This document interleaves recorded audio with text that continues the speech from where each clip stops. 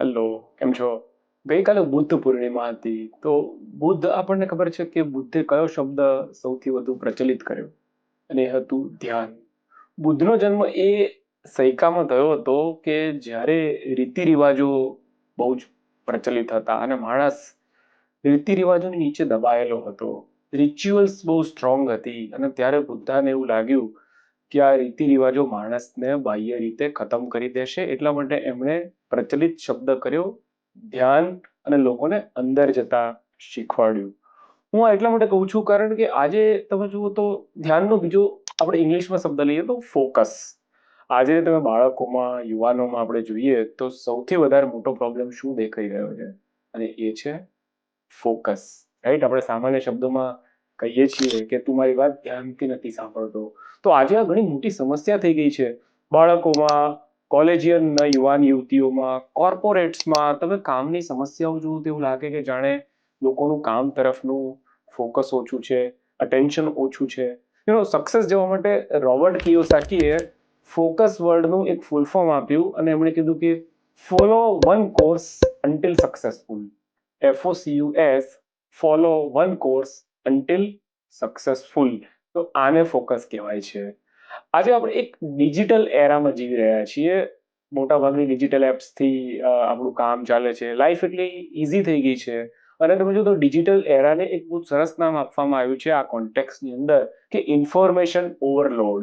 Digital apps આપણને એટલી બધી ઇન્ફોર્મેશન આપે છે, પણ આપણે એને ફિલ્ટર નથી કરી શકતા. તમે સાચું જુઓ તો 10% ઇન્ફોર્મેશન, 10% માહિતી એવી હોય છે કે જે આપણા રિયલી કામની હોય છે. બાકી 90% માહિતીઓ ઓવરલોડ થતી હોય છે.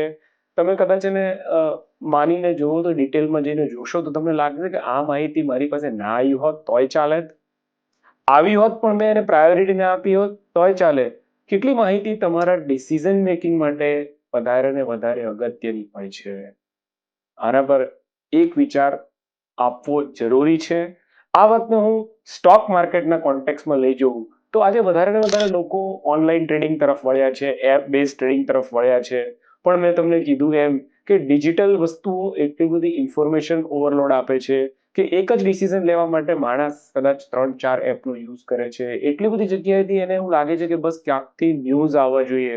હું હમણાં એક સરસ વસ્તુ વિશે સમજવાનો ટ્રાય કરતો હતો તો એમણે કીધું કે આ જેટલી પણ એપ્સ છે, ન્યૂઝ એજન્સીઓ છે, એમને તમારી પાસે ઇન્ફોર્મેશનનો મારો ચલાવીને માત્ર અને માત્ર તમારું એટેન્શન જોઈએ છે, પણ ડિસિઝન મેકિંગનું શું? તો ડિસિઝન મેકિંગ જેટલું ઇન્ફોર્મેશન ઓવરલોડ થશે એટલું તમે ડિસિઝન યોગ્ય રીતે નહીં લઈ શકો.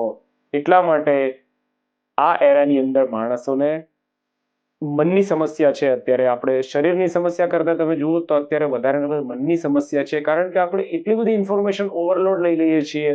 નકામી વસ્તુઓનો એટલો બધો સંગ્રહ થાય છે કે સાચું ડિસિઝન બહાર નથી આવતું અને બધો જ કચરો મગજની અંદર રમ્યા કરે છે અને સાચી ડાયરેક્શન નથી પકડાતી. તો ઓનલાઈન ટ્રેડિંગમાં બી આવું જ થાય છે. તમે જુઓ તો 99% ઓનલાઈન ટ્રેડર્સ પ્રોફિટેબિલિટી તરફ નથી જઈ શકતા. એનું રીઝન આ જ છે કે એટલી બધી ઇન્ફોર્મેશન આવે છે કે તમે ડિસિઝન મેકિંગ નથી લઈ શકતા. તો આના માટે ફરીને એ જ વાત કે તમને એક મેન્ટરની જરૂર પડશે જે ફૂલ ફોકસથી, પૂર્ણ માહિતી સાથે તમને યોગ્ય એડવાઇઝરી પાસ કરે. અને એક એવું મોડેલ છે કે જ્યાં ફિઝિકલ માણસ અવેલેબલ છે તમારા માટે, દિવસ રાત ચોકીદારી કરે છે કે માર્કેટ કઈ રીતે જઈ રહ્યું છે અને માર્કેટની ઓપોર્ચ્યુનિટીઝ કઈ રીતે મળે છે. તો અમે ફૂલ્લી ફોકસ છીએ તમને સર્વિસીસ આપવા માટે.